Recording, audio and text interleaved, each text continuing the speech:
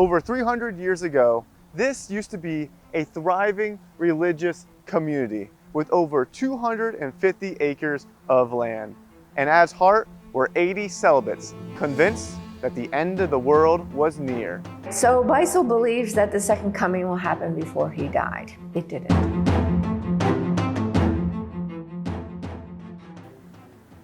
Born in Eberbach, Germany, Conrad Beissel was an eccentric man born into poverty. By the age of 8, he was orphaned, leaving a deep void inside his soul he would later try to fill through religion. His father was dead had died before he was born, and his mother dies when he's 8 years old. The Beissels ran a bakery in Eberbach, Germany, where he was born.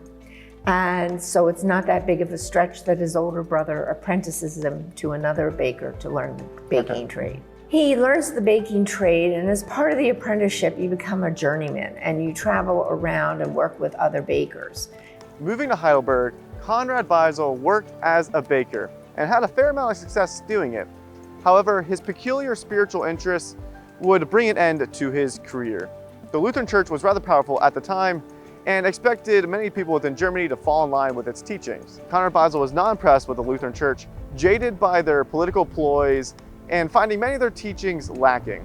Instead, he found interest in the pietists and the mystics. And Beissel becomes involved with a group of pietists. What are the pietists? Like, if you could explain them to a little bit.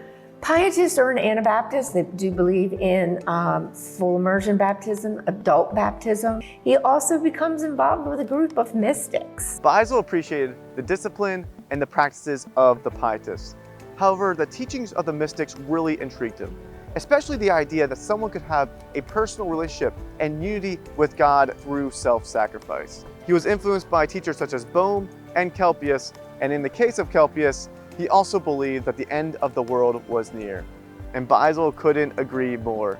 Based on the signs in heaven and the religious and political turmoil going on around him, he thought Christ's return was imminent, so imminent in fact that he believed it was going to happen within his lifetime. Beissel's fringe beliefs were viewed as heretical by the Lutheran Church, getting him excommunicated from the city he lived in.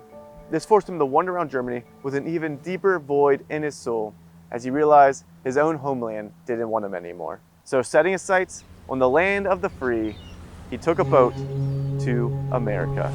Beissel arrived in Boston in 1720 and headed straight for Germantown, the place where Kelpius lived, starting his own religious community, preparing for the return of Christ.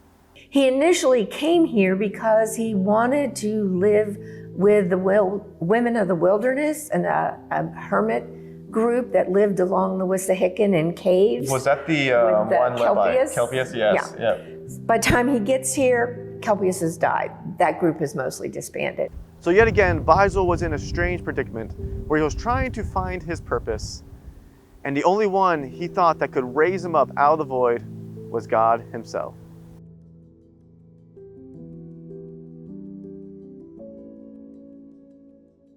For a time, Beissel fulfilled his religious yearnings by being a Brethren minister. But by 1732, he no longer agreed fully with the Brethren Church, and he wanted to seek God for himself personally, just like the mystics taught. The mystics believe that you don't need an intermediary to talk to God. You have the power within you to talk to God and have spiritual experiences. You don't need the priest, you don't need the minister to do that. You can have a close personal relationship with God on your own. So heading off by himself, he went to go lead an ascetic lifestyle, which consisted of celibacy, fasting, and refraining from most worldly pleasures and comforts. However, some of Beissel's friends became followers as they were influenced by his teachings and dedication to God. They wanted to join him on his pursuit of spiritual unity with God. And instead of turning them away, Beissel obliged, leading to the beginning of the Ephrata Cloister.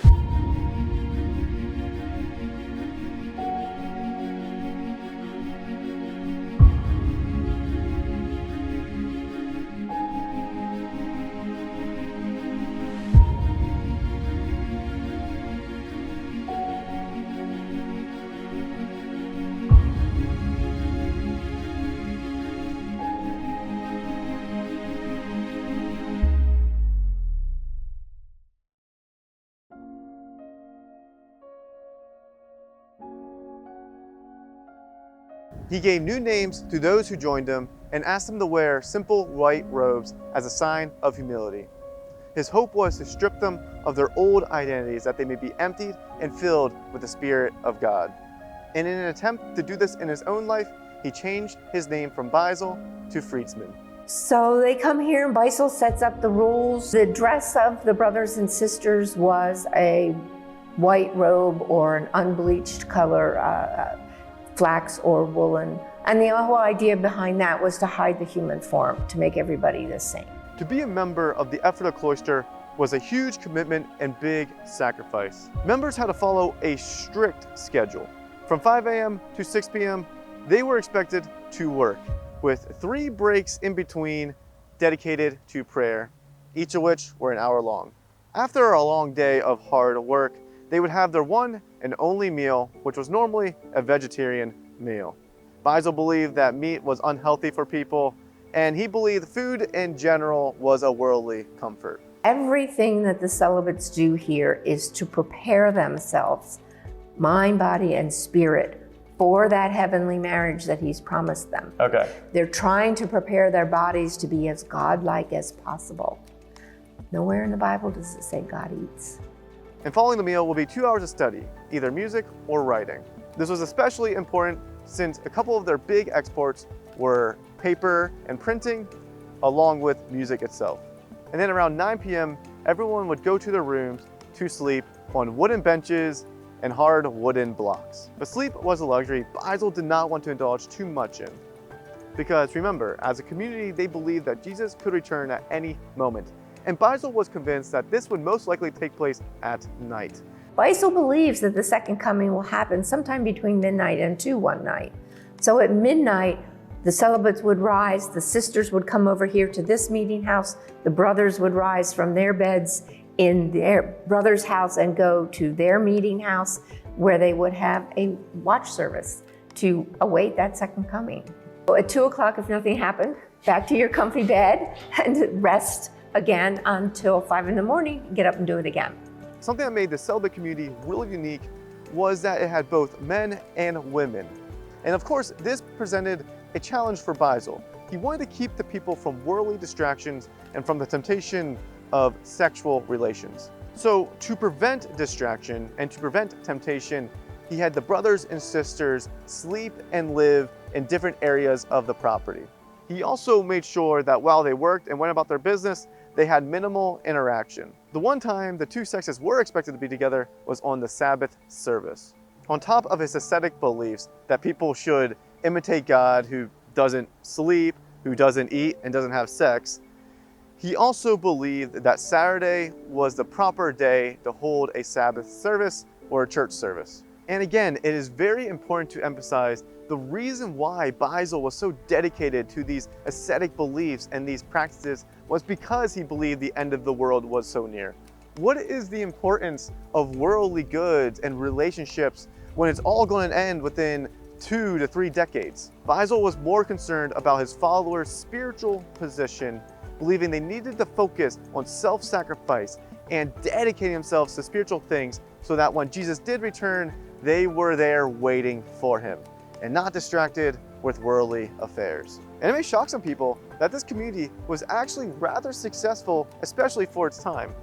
At its peak, there were about 80 celibate members, but surrounding the celibate community were about 250 people called householders. But I think he was also a realist in that he knew on their own the celibates were not going to be very successful. So he does set up or allow for married members to be part of the religious community as the householders. So those householders are really instrumental in helping support the brothers and sisters here and their lifestyles. Mm-hmm. Many of the householders were family or friends to the celibate members and engaged in commerce with the community, often attending their Sabbath services as well. This amount of people concentrated in one area with strong beliefs and unity were able to accomplish a lot economically as well. There were many exports from this area, from grain to paper to music to even blacksmith work and other resources that were provided by the celibate community and the householders themselves. With so much success, both economically and religiously going on here, how did it all fall apart? I will give you 2 words: celibacy and death.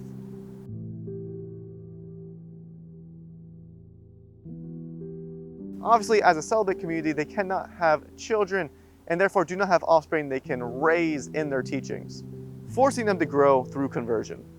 However, the bigger and more important reason that the community declined was Beissel's death. Since they believed that Christ was going to return within the lifetime of Beissel, when he passed away and Jesus did not return, that crushed a lot of their hope and previous zeal. Under new leadership, they started to make more compromises. They didn't abandon Beissel's teachings, but they were no longer quite as passionate. Beissel believes that the second coming will happen before he died. It didn't. So it does make it hard to keep the momentum going here. Peter Miller, who was an extremely well-educated man, takes over the reins here, and he keeps the group together, but they start bringing in some creature comforts. They maybe start adding some meat to their diet and maybe more meals than... Especially as the celibates get older. And, right. Yeah. But at the same time, this is their lives. This is the life they know. And so most of them do just finish their lives out here. And eventually, the last celibate member passed away in 1812, and the householders assumed control of the property. And what followed was that many of the householders joined the German Seventh-day Baptist Church. There was a long string of financial problems, lawsuits, and property disputes going on over the leftover property, and things kept getting worse and declining as the people who owned the property were unable to take care of it. Eventually, they sold it to the Pennsylvania Historical and Museum Commission in 1941. And since then, they have preserved it so that I have been able to come here and tell you the story of Conrad Beissel, a man who was convinced, like many others before him, that Jesus was going to return in his lifetime, but sadly passed away before he could see that day, just like many teachers and prophets before him.